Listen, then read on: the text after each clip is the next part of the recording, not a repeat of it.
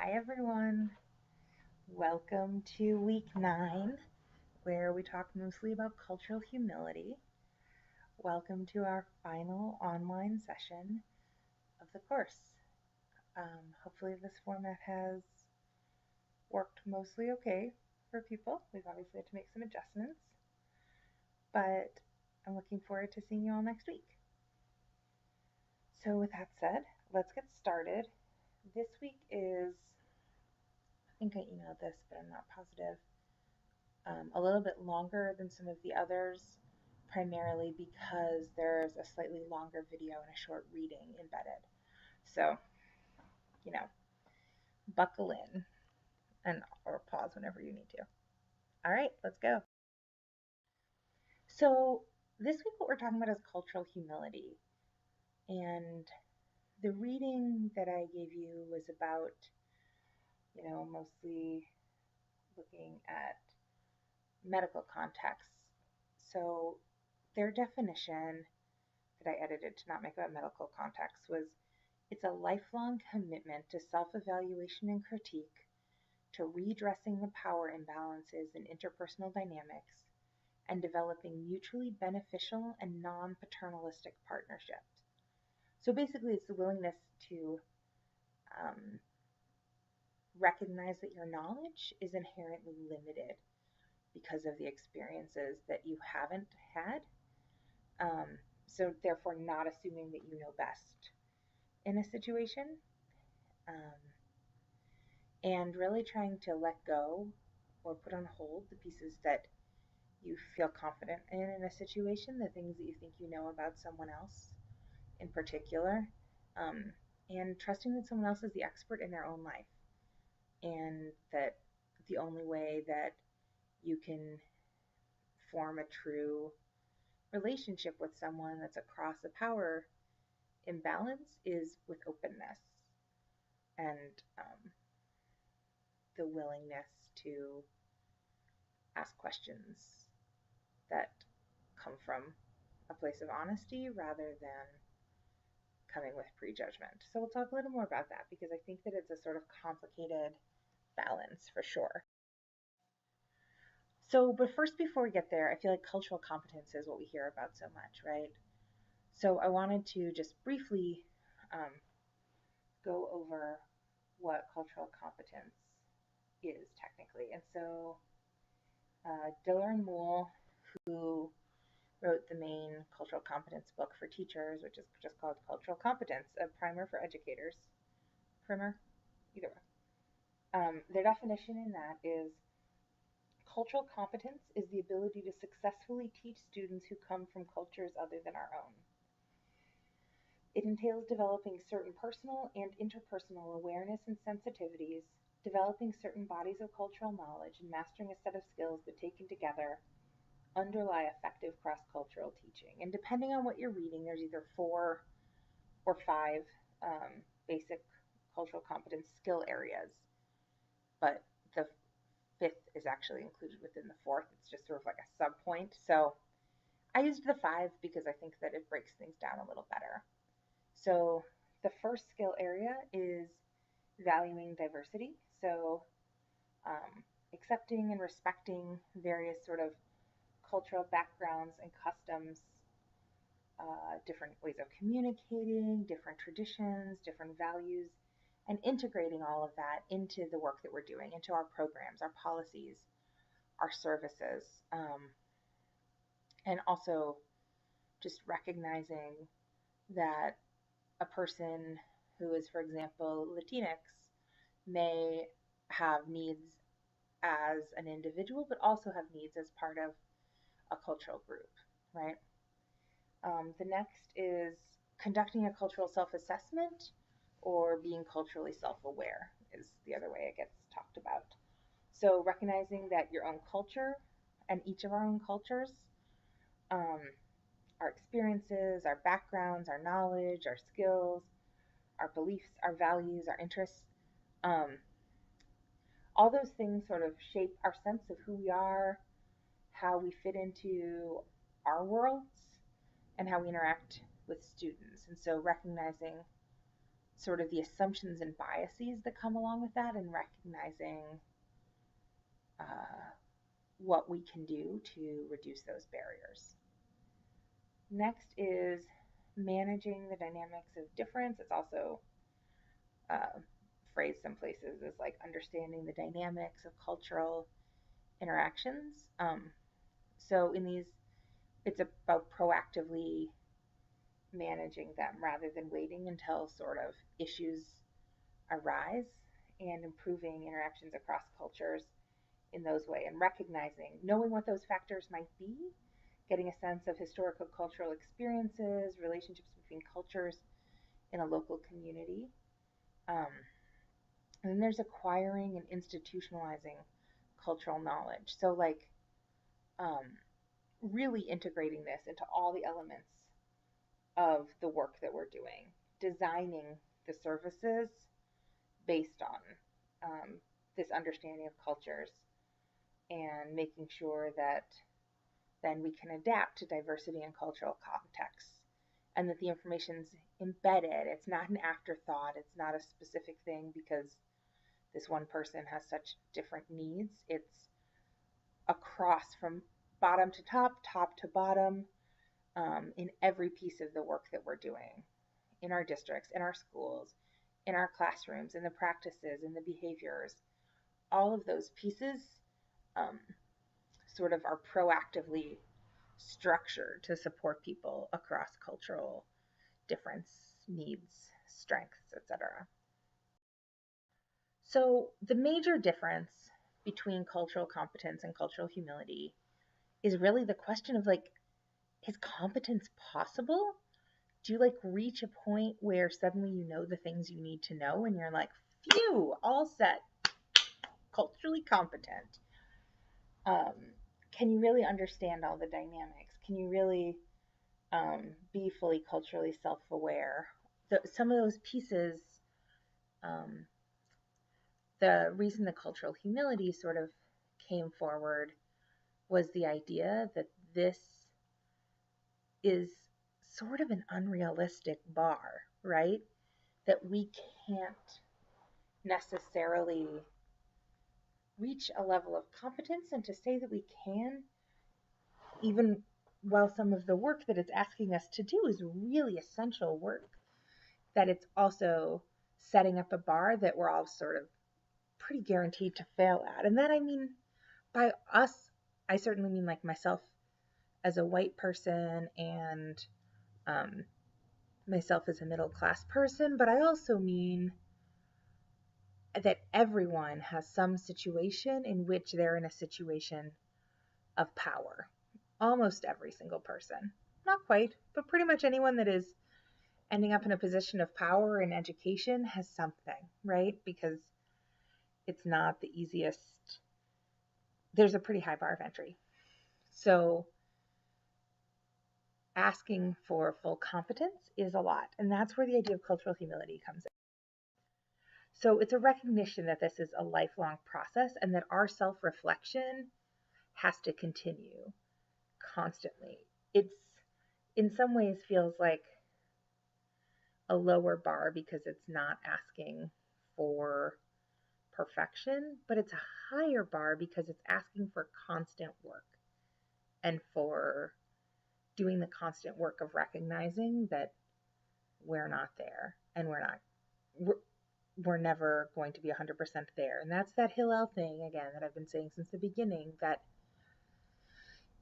quote that's something like, you're not required to complete the work, but neither are you free to desist from it, right? That's what cultural humility is saying, that we have to just keep working at this because there are always going to be more gaps and more stumbling blocks and more questions and all of that. And I've really appreciated throughout the course of um, this class how much self-reflection people have been willing to do. And people have been reflecting on sort of your districts and your schools in general, but also on yourselves as individuals. And that's what cultural humility is asking for, is to do those reflections on all of those levels. Recognizing and challenging power imbalances. And again, this has to keep going uh, throughout. So power and balance isn't a thing that is like one and done. We're constantly in situations with variable power, and cultural humility asks us to be looking for that power. I was joking um, before the class started. I was like, I worry I marketed this weird and that people thought they were coming to talk about like diversity and difference, but really they're coming to talk about power. And I've just been really grateful for the ways people have been willing to do that, despite whether I named things very well. And then institutional accountability. So, again, like I said, this is about you and it's about the context you're in. So, just a little more about sort of each of. So, the lifelong learning and critical self reflection. It's like we were saying, know that we don't know. Just recognize that as the baseline. There will always be things we don't know. Some of it's about individual people that we can't understand everyone's specific motivations and history and story, and some of it's about cultures that we're not ourselves a part of or that we're part of but in a different subgroup.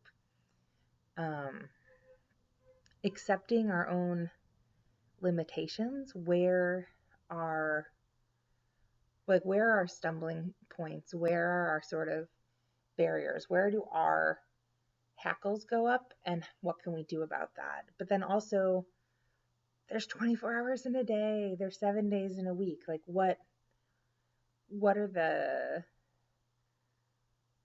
the real constraints on our time and our work? Be curious, be open to learning and sharing. A really key piece of this is being aware that there's things to learn and being interested in learning those things, not just having them be a big chore that we have to do. I this is maybe ridiculous. I always say that my empathy muscles were built and strengthened by all the celebrity gossip magazines I read as a kid. So every week, my mom would come home. This sounds ridiculous in the context of an equity class, and I hear that. My mom would come home with People magazine and The Inquirer and Star, and she and my little sister and I would read them all and like cover to cover.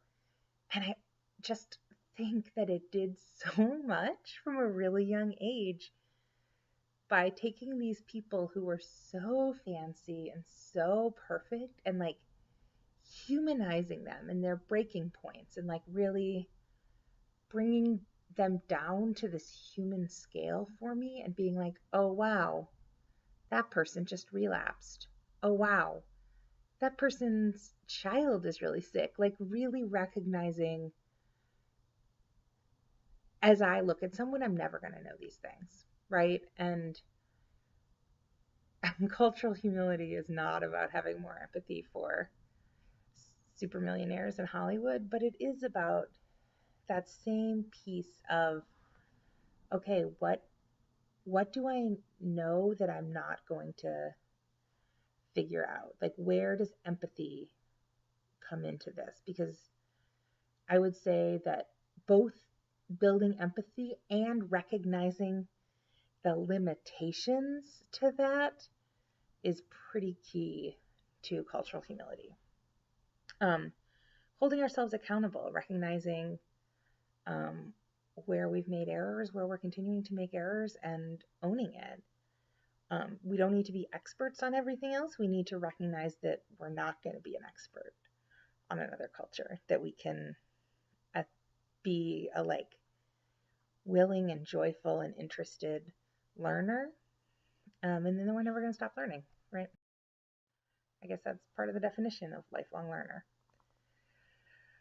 So really recognizing and challenging power imbalances. So that goes in all sorts of directions. So when we're in a position of power, that we are able to name it and that we're able to work to neutralize it.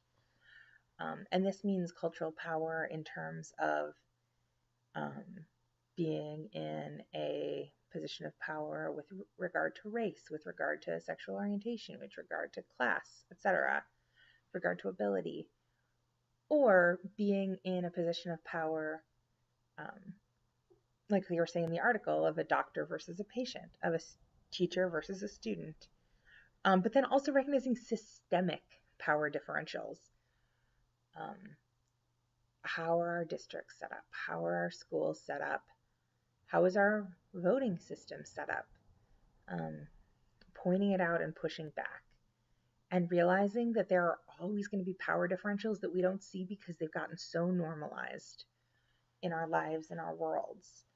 And part of cultural humility is if someone else is like, wow, that's broken, that before we were like, no, it's not, even if that's our instinct, to recognize we don't know what we don't know, and we listen and we take a breath, we maybe take a day.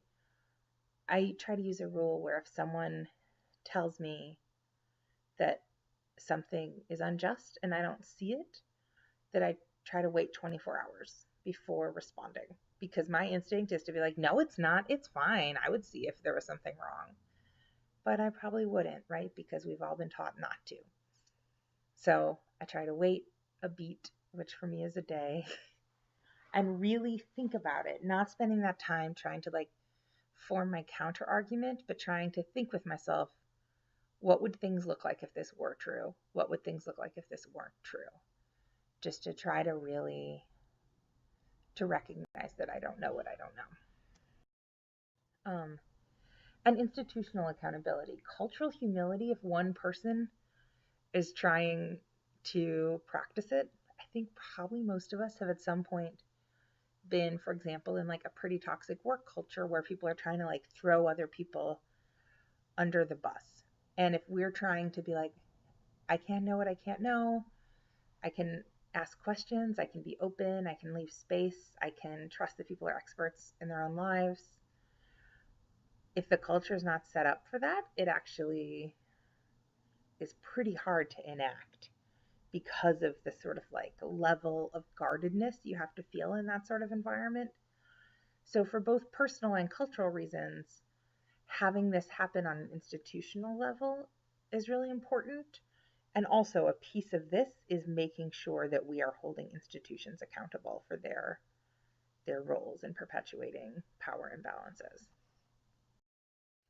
So there's this video that I'd love you to watch. Actually, it turns out that the person who is speaking in it went to my high school a couple years before me.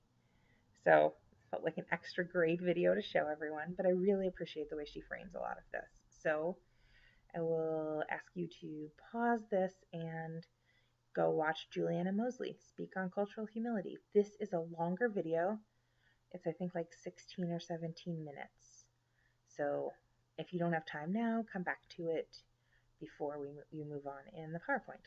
Okay, great.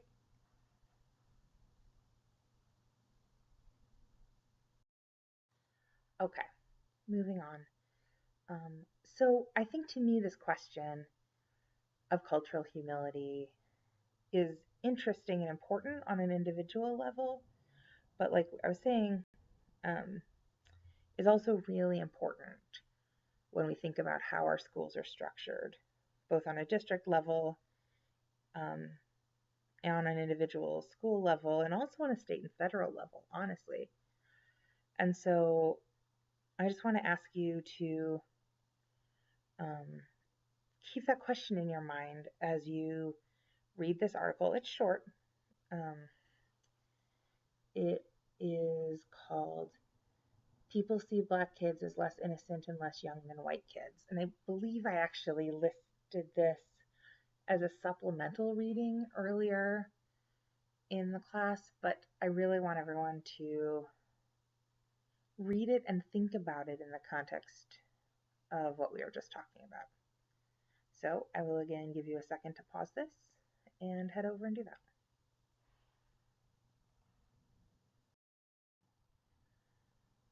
Okay, so the question that I want to ask you to think about for this, your final reflection,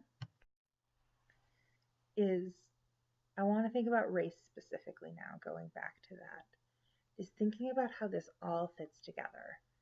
Think about the suspension rates you looked up early in the semester. Think about the piece you read from The Guardian about black black students um, sort of being seen as more likely to be troublemakers. Think about this article we just read about people seeing black kids as less innocent, and think about um, cultural humility and implicit bias, and how do these work together and how do they challenge each other? How can we have, um, like, what does cultural humility truly look like when we're also thinking about the implicit bias that we're already bringing to things? I don't need you to answer every single sub question of that, but when you hear all of those questions, like, what comes up for you? What what sort of resonates, or where do you feel challenged or pushed or worried or hopeful or ready to move forward? So that's your last reflection. Thank you all so much, and I will see you next week.